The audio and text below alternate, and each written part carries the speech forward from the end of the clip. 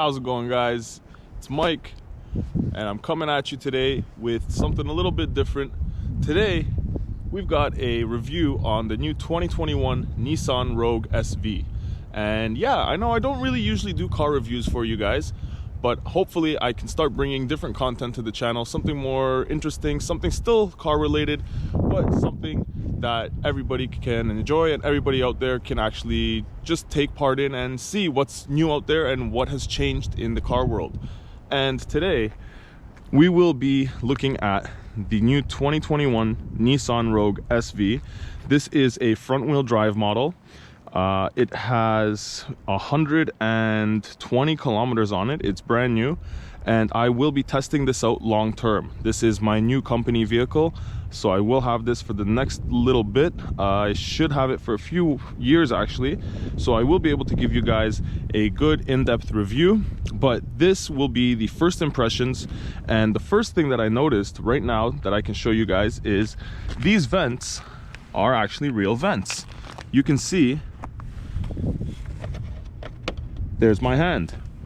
So that's one thing that was kind of impressive, or kind of stood out to me. I didn't think those were real vents at first, but lo and behold, they are. And we do have the ProPilot assist. This is our radar sensor right up here at the front. So we will be testing all those features out and showing you guys just how those work and if they actually do work. But let's hop in because I am freezing, and let's go for a drive and I can explain better some of the features on this thing. So inside the new 2021 Nissan Rogue, let's start her up and let's go for a drive. The first thing that you notice when you hop in is the steering wheel. You have a nice flat bottom steering wheel now with all your multifunctional buttons that you would want, from audio controls to your cruise control, ProPilot assist, phone controls, and as well paddle shifters. The next thing that you're going to notice when you hop in is your shifter. The shifter is new now. It is kind of a electronic style. It doesn't have the notches, it doesn't have like a full grid or anything like that. It's one tap to go into drive, one tap up to go into reverse, and it has a button on the top for park. You also have an electronic e-brake and an auto hold. Auto hold is dual function. From the 2 days that I've been driving this vehicle, the 120 kilometers that I've put on it so far, the auto hold will hold the car for you when it's in drive and you let go of the brake. It will not drive away, it will not start rolling as a normal car does, an automatic vehicle. It will actually hold it in place. So I can show you that right now. I press the auto hold button and I let go of the brake. I'm not holding anything. As you can see, we're not moving and we're stationary. If I were to tap the gas a little bit, that's when we start moving. And now we're stopped again. I let go of the brake and we're stopped. You do have a green indicator light on the dash that says auto hold. And when you do press the button, that light will turn white. Once it's actually active and you let go of the brake and you're not actually touching the brake and it's holding the vehicle in place, that's when that light turns green on your dashboard. And the other function that this has is once you do put your vehicle into park and you press the button here, which I won't show you right now because I'm on the street, it will actually put it into parking brake mode. So it will engage the parking brake without you having to do so yourself. Now remember, when you do hop back in the vehicle, to disengage it when you go, auto hold will turn off every single time that you hop in the vehicle, so you have to re-engage it or press the button again to activate that mode every time you get in the vehicle. It is a little bit bright today, and you have nice big sun visors. They are quite large. They do cover the windscreen in a good fashion so you can still see, but it covers up almost half of it, so you can kind of get that nice sun blocking effect that a lot of sun visors these days don't actually give you. The next thing that you will notice in here is you have USB ports in the front and in the back, and you have a USB-C and a regular USB-A. That will give you charging, as well as Apple CarPlay in the front with you, and Android Auto if you have an Android phone. Now, depending on if you are using your phone for just charging, you can choose whether you want the actual interface to turn on, or if you want it to just charge. The trim in here is quite nice. It is very similar to a piano black, but it isn't a piano black. That you get that over here on the dash and on the steering wheel. But on the sides here and on the center console, you do get this sort of almost brushed piano black. I don't know if they were going for a wood grain look. It's not quite a wood grain look, but you do get a nice finish, and it doesn't leave fingerprints quite as easily and quite as much as a piano black, so I do enjoy that. Next to your parking brake, you have a drive mode indicator, so you can choose whether you want an eco, sport, or standard mode. Standard mode is your regular everyday driving mode. Eco is obviously eco, and sport is sport. If you do choose to use the paddles and go into manual mode, you can do that at any time. You can just start shifting and it will go into manual mode. To go back into automatic, you simply tap the lever down, and same thing, if you want to go back into manual mode, you don't have to start shifting. You can just tap the lever down, it'll tell you what gear you're in, and you can proceed from there. The SV model comes equipped with a CVT transmission, as well as a 2.5 liter 4-cylinder engine that produces about 181 foot-pounds of torque and 181 horsepower. It is not too sluggish, but at the same time, it's not going to give you that sense of speed. You actually don't feel the speed in this vehicle at all. While I've been driving it, it gives you a very cushiony drive. You don't feel the speed. I've caught myself many times going slightly over the speed limit. The dashboard and the rest of the trim in here is quite nice. You get a nice supple leather. I guess there is a bit of a cushion behind it. You can feel that it is quite spongy, but it is a nice supple leather on the dashboard. You also get a nice finish over here with some cloth. I know that if you go move up in the trim levels, you will get leather here, you can get leather here to match the leather on the dashboard. But this is the SV model, and as I mentioned, this is a company vehicle that was provided to me by the company I work for. So I'm happy with what it is. I'm gonna drive it how it is, and personally, I prefer the cloth seats over the leather seats. In my experience, they don't get as hot and they don't get as cold. And personally, I get in and out of the vehicle a lot because in my job, I'm a sales rep, so I'll have to get in and see customers constantly going in and out of their place of business. So I have to get in a cold or a hot vehicle multiple times a day, and having the cloth seats, they warm up to your body temperature quite quick and quite easy, and having the heated seats and heated steering wheel also adds to that. It helps a lot. It doesn't make you feel like you're getting in a cold vehicle, and that paired with the remote start, you actually never really get in a cold vehicle because it heats up the steering wheel, it heats up the seats, and it also runs the temperature in here up a little bit. But the good thing is it doesn't blast the heat on full blast. It actually gives it a chance for the engine to warm up before it starts to blast you with heat, so that the engine does warm up. I know a lot of vehicles, when you do go and press the auto start button on your key fob, you will get an auto start, but it will start to blast the heat as fast as it can and as high as it can in attempts to give you that bit of heat in the cabin. But if it's cold outside and the vehicle's engine is cold, that's just cooling the engine more and preventing it or hindering it from warming up faster. But in this one, they've thought of that, and it actually does work. I've tested it out in -10-degree weather, is Celsius here in Canada, and it has worked every single time. You warm it up for 10 minutes and you get in and it's always warm. Comfort and cargo room, you get lots of room in the back. There's tons of space for people to sit behind you.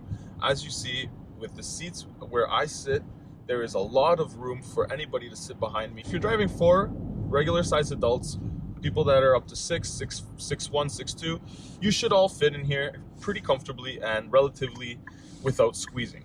You do also get vents in the back. You do also get your charging in the back. You get a USB-C and a USB-A, and there is a cigarette lighter outlet in the trunk. So that is nice if you're going camping or if you're doing anything kind of tailgate style.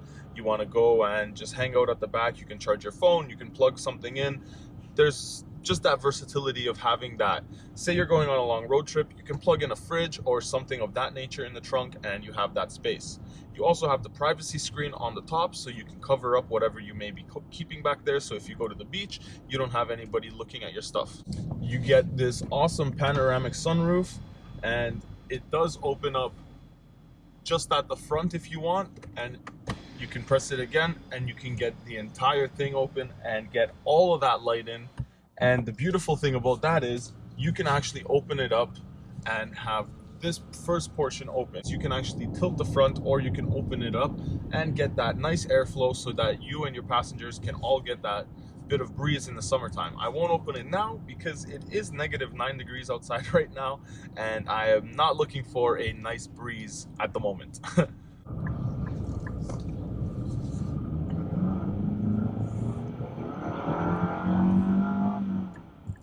Power is there, but it's nothing to write home about. But overall, this model has pretty much everything you would want, from the heated seats to the heated steering wheel. You don't get the leather seats and you don't get the actual leather trim on the sides here, but everything else, I'm pretty happy with how it is.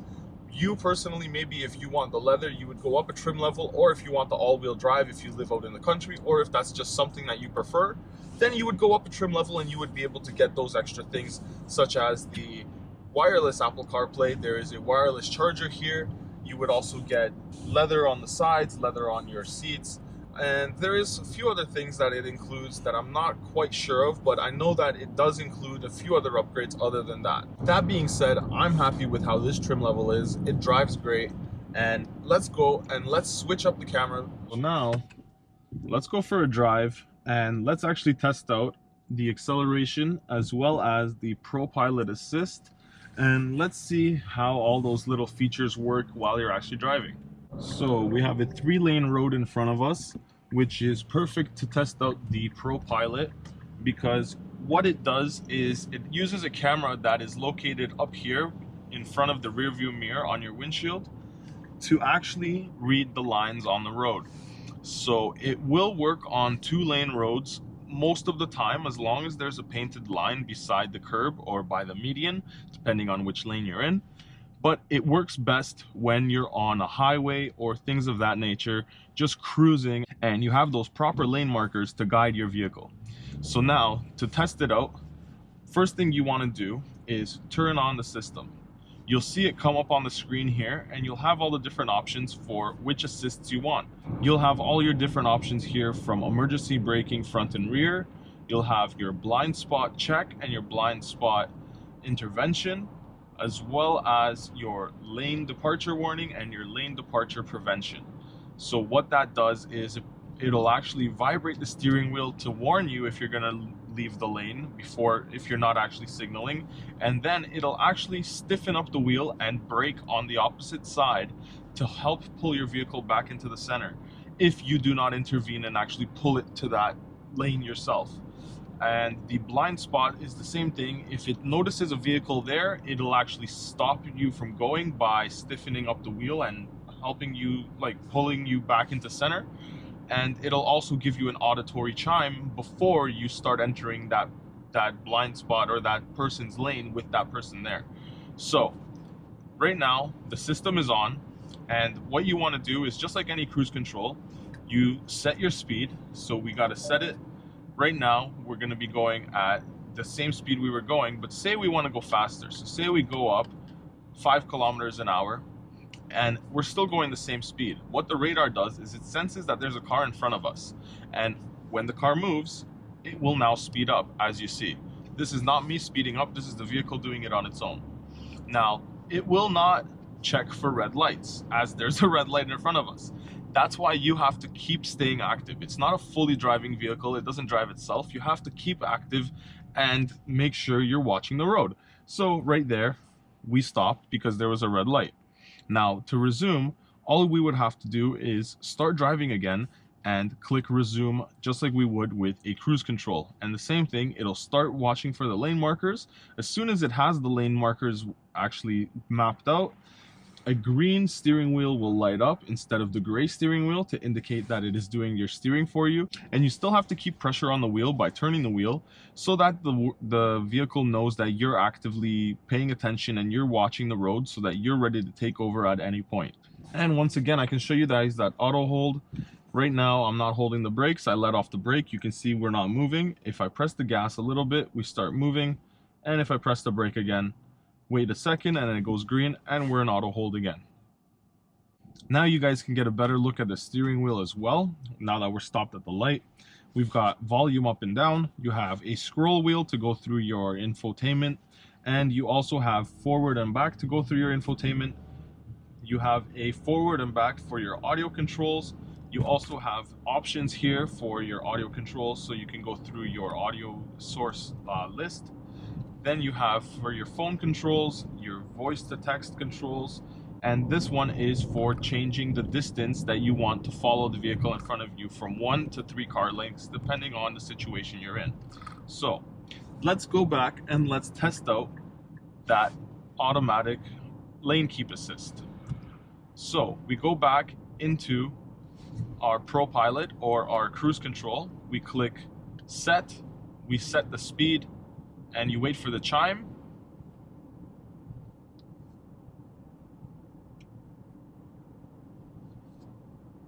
And as you can see, sometimes it doesn't read the lane markers perfectly. Now there's a few more cars around us, so I'll be able to show you a little bit better how it works on tracking the vehicle in front of you. So once again, you set your speed once you turn everything on, and it is tracking the vehicle in front of us. So you'll see, I'll let it come to a complete stop when the light turns red, once we actually encounter a red light. But you can see here, there, the steering wheel, that chime means that it's steering for us. It comes on and off. So right now, once it finds the markings again, it'll actually chime in that it's taking over for the steering. And there it is. So right now, the vehicle is steering itself. I'm taking my hands off the wheel just to show you guys that it is actually doing it itself. But you're supposed to keep your hands on to give it that little bit of resistance so it knows that you're actually paying attention and you're still there, alive and awake. And same thing, so right now we're set at 78. But you can see our speed right now is 71. So once the vehicle in front of us either speeds up or slows down, we will match it according to the lane, the car lengths that we choose. So right now this is 1 car length. I don't know if the camera's picking up that car in front of me. I don't know how far you guys can see ahead, but that is 1 car length. It does leave you about actually 2 to 3 car lengths, because you need that little bit of braking distance. So now they did move, and you can see we are going to speed up just a little bit, and there is another car in front of us, so we're going to speed up until we match that distance. And you'll see now everyone is slowing down and stopping, and you will be able to take this all the way to a complete stop. And if the vehicle in front of you starts moving again within 3 seconds, you do not have to do anything. All you have to do is actually just click resume or press the gas pedal and it'll resume. And same thing right now, everyone's coming to a stop. It is a red light, and you'll see I am not touching the brakes at all. The vehicle is doing all of the braking on its own by judging the vehicle in front of it.